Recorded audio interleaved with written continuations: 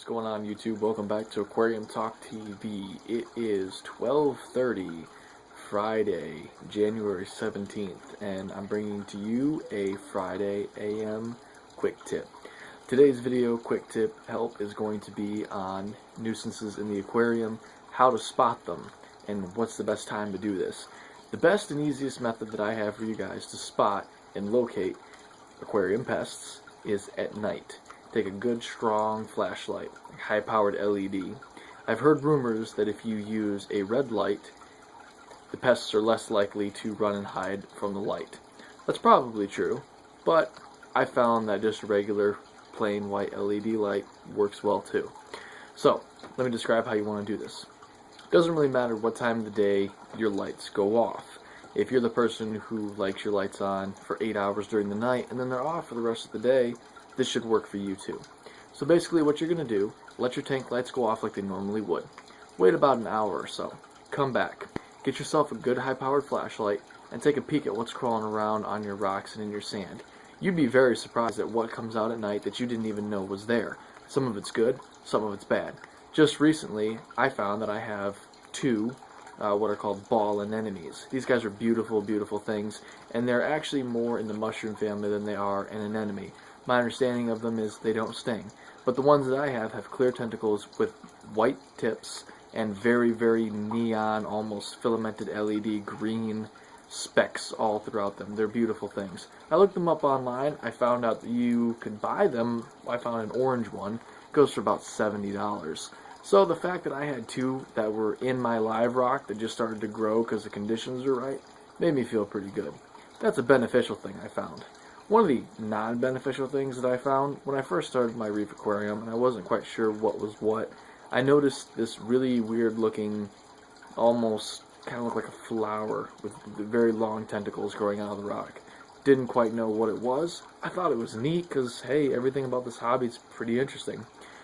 Did some research, asked some questions. I found out it was a Naptasia, which is a nuisance anemone, which causes all sorts of bad problems with your aquarium if it's not taken care of.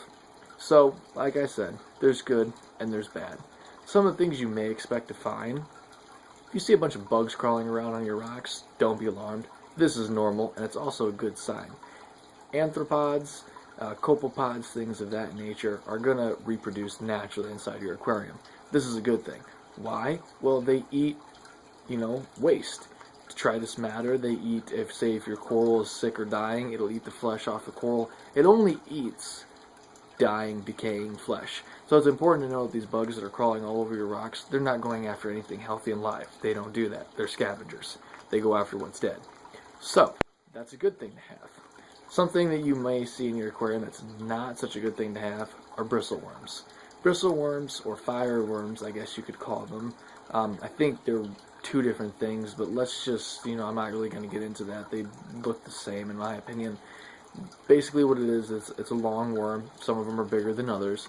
Kind of looks like an earthworm. The only difference is they're covered with very fine bristles, hence the name. Well, don't try and pluck these out with your fingers. You'll get stung pretty badly. These guys, they're also scavengers. So some say that they're good to have, but you don't want a ton of them. As they grow, they can become quite large, especially if they're a fireworm. So it's best to get rid of as many as you can. Yes, they are beneficial, but at the same time, they can sting and irritate corals. And fish know to leave them alone, but every once in a while, just like with people, you get your dumb ass. So if a fish does eat it, it is going to hurt it pretty badly. There are fish out there, however, that do take care of these things. I believe a six-lined wrasse is one of them. So if you do have a problem with bristleworms, you can get a fish that eats bristleworms. Now, it's important to know that this isn't their main diet, so they will also eat the food that you provide for them. Also, I've noticed that the skunk cleaner shrimp, or the Jacques Benoits from Finding Nemo, also eat bristleworms. I've noticed mine go after a couple in my tank and eat them. They too are scavengers. I'm assuming because of their hard shell, they're not affected by the bristles of the bristleworm. So, I hope this was helpful. Little Friday AM quick tip. If you guys have any questions or comments, let me know.